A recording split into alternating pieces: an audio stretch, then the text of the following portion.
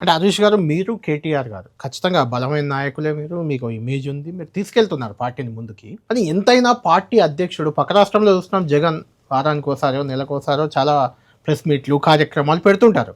అంటే 'కేసీఆర్' గారు టోటల్‌గా కనబడకుండా ఉండడం, ఆయన బయటకు రాకపోవడం మీకు గుర్తుండే నిన్ననే రేవంత్ రెడ్డి గారి సవాల్ బయటకు అసెంబ్లీకి రా చర్చించు పాలమూరు రంగారెడ్డిపై మాట్లాడు అని ఆయన డిమాండ్ చేయడం. పదే పదే కేసీఆర్ రావాలి, కేసీఆర్ జనరల్‌గా ప్రతిపక్ష పార్టీ రాకపోతే మంచిదనుకుంటారు. వాళ్ళు రమ్మంటుంటే రావట్లేదు గదా!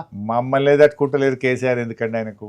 అసెంబ్లీలో మేము లేచి ఒక్కొక్క అంశం మీద మాట్లాడుతుంటే 6 మంత్రులు, 6 మంత్రులు మాకు అడ్డుతగులుతా ఉన్నారు మాట్లాడకుండా. మీ ఇష్యూ మీలో స్ట్రెంత్ ఉంటే మాకు ఆన్సర్ చెప్పండి ఫస్ట్. ఒకటి 2 కేసీఆర్ గారు రారు అనేది అసలే ఏం లేదు. కేసీఆర్ గారు ఏంటంటే ఆయన ఒక రాష్ట్రం తెచ్చిన నాయకుడిగా 10 ఏళ్ళు ముఖ్యమంత్రిగా పనిచేసి ప్రభుత్వం వచ్చిన తెల్లారి నుంచే వెంటబడితే ఆయనను పని చేయనిస్తలేరు, చూసిన ఆయనను పని చేయనిస్తలేరు, మళ్ళీ ఒక దుష్ప్రచారం. ఈ ఒక 50% ఒక 2.5 years ఆయన వదిలిపెట్టాలి, ఒక 3 years ఆయనకు టైం ఇచ్చి అప్పుడు బయటకు వచ్చి ఒక ప్రతిపక్ష నాయకుడిగా ఒక సీనియర్ లీడర్గా మాట్లాడితే దానికి ఒక గౌరవం ఉంటుంది. తెల్లారి నుంచే మాట్లాడితే ఏమంటే అంత పెద్ద స్టేచర్ ఉన్న లీడర్ నిన్నటిదాకా మీరే ముఖ్యమంత్రి 10 ఏళ్ళు ఉన్నారు కదా, ఈ రోజు ఎంటబడతారా అని మళ్ళీ వీళ్ళే అందరు కదా.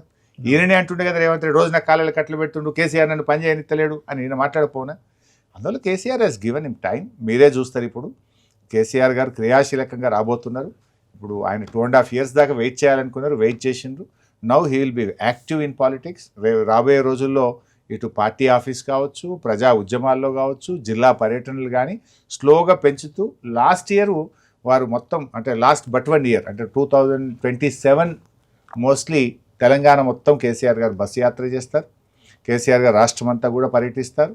ఆ ప్రజా ఉద్యమాల్లో కానీ ప్రజా వ్యతిరేక నిర్ణయాలు తీసుకున్నప్పుడు వాటిలో కూడా వారు భాగస్వామ్యం అవుతారు. ఉమెన్ రిజర్వేషన్ బిల్లు, నియోజకవర్గాల పెంపు ఇదంతా కూడా జరిగే అవకాశం ఉంది అని చర్చ అవుతుంది. మీరు ప్రిపేర్ అయి ఉన్నారా దానికి? అవుతాయా అనుకుంటున్నారా మీరు? ఇప్పుడైతే మాకు వస్తున్న సమాచారం ప్రకారంగా వివిధ సోర్సెస్లో తెలుస్తున్నది తప్పకుండా రీఆర్గనైజేషన్ అవుతుంది, సీట్లు పెరుగుతాయి, మహిళా రిజర్వేషన్ జరుగుతుందని పార్టీ భావిస్తుంది.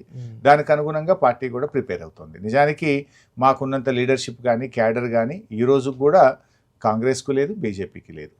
అది జరిగితే మా పార్టీకి మేలవుతుంది. 'హరీష్' గారు, అంటే ప్రధానంగా మీ పార్టీకి వస్తున్న సవాల్ కానీ ఇబ్బంది కానీ మీ మీద, కేటీఆర్ గారి మీద, ఇంక్లూడింగ్ కేసీఆర్ గారి మీద కేసులు, విద్యుత్ కమిషన్ కానీ, కాళేశ్వరం కమిషన్, రకరకాల ఫోన్ ట్యాపింగ్ అయితే అదొక ప్రహసనంగా నడుస్తూనే ఉంది. అవన్నీ కంటిన్యూ మీ మీద ఇన్ని కేసులు అవుతుంటే ఇంకా టైట్ అవుతుంది కదా. ఎలక్షన్ దగ్గరికి వచ్చిన కొద్దీ మిమ్మల్ని అందరినీ టైట్ చేసే అవకాశం. ప్రజలు అర్థం చేసుకుంటున్నారండి.